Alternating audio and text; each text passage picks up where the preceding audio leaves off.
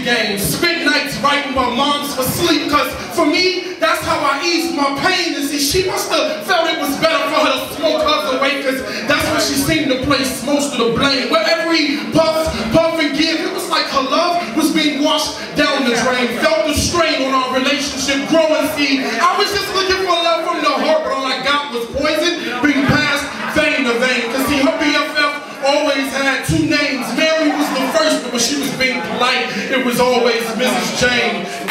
10 years old and all I had was lyrics. See, I wrote that I write because it was God ordained for me to maintain this poetry game. And I'm telling y'all, I never could explain, but all I ever had was this poetry game. Couldn't help but see the way she looked at me. I was 10. I didn't know the difference. I thought that was the way it was supposed to be. And instead of holding me, she was pushing me. And instead of loving me, she was judging me. And I never felt love like it was meant to be. Instead, I had to learn how to comfort myself mentally. And I used to cry out to her, Mama! Mama!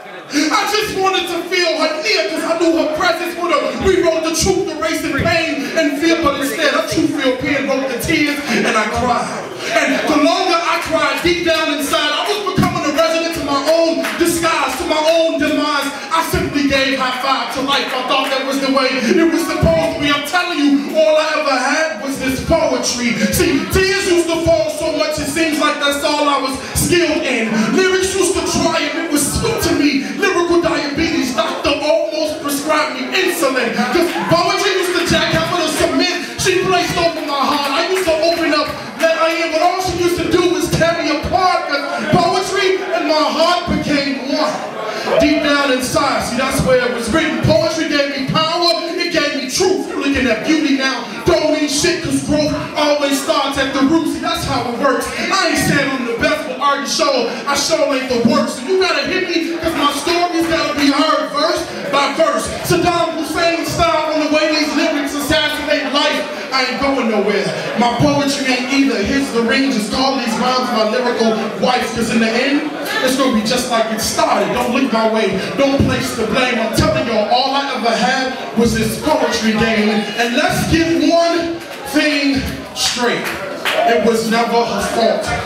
I said, let's get one thing straight. It was never her fault. Like Saved by the Bell and those affected by the Twin Towers that fell. See, life for her came to a screeching halt. She was a ball of confusion, bouncing from dude to dude, and dudes barely choosing. What she thought was love was in fact more like a mirage. It was an illusion, left her feeling more like the hood rich chasing the proverbial pot of gold in delusion. See, what she thought was there, it really wasn't. So like smoke and mirrors, or like Penn and Teller, they were just trying to pin her down and tell her she was nothing more than a high-class optical illusion. See, she was being dribbled and shot from the three-point line. Listen, she was nothing more than a ball of confusion. Come on. Her MO was to let every player in the game grab a turn. She didn't know much because she was used to being using. Self-esteem so low, she had the highest score. Even when she was winning, she was still losing. See, the truth is, although she was only 14, she never had anybody teach her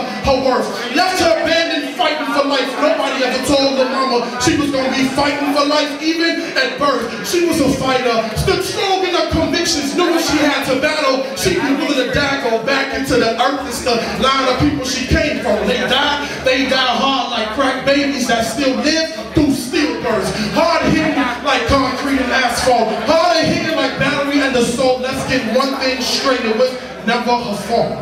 See, he was 16, and she let him ejaculate in her. Confused, she thought she was in the same state of mind. Now she's living life and responsible for one all at the same time. Confusion so prevalent, even when she tried to connect the straight dots, it never made a straight line. It's like the lifeline that she had was torn. Nobody in her corner, and she loses it. She bleeds, trusting, and now that she has the fetus, nobody ever told her that the fetus was gonna need us like old Negro spirituals and 1,000-year-old proverbs. The truth is that we had hope in the fetus like the fetus was going to feed us.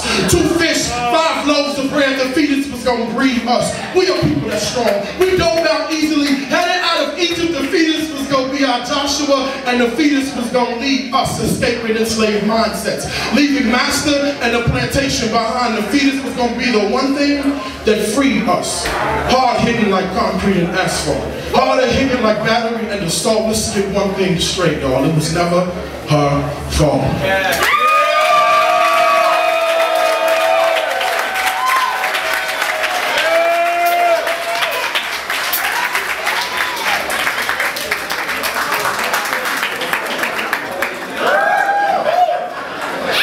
What's up, Arkansas?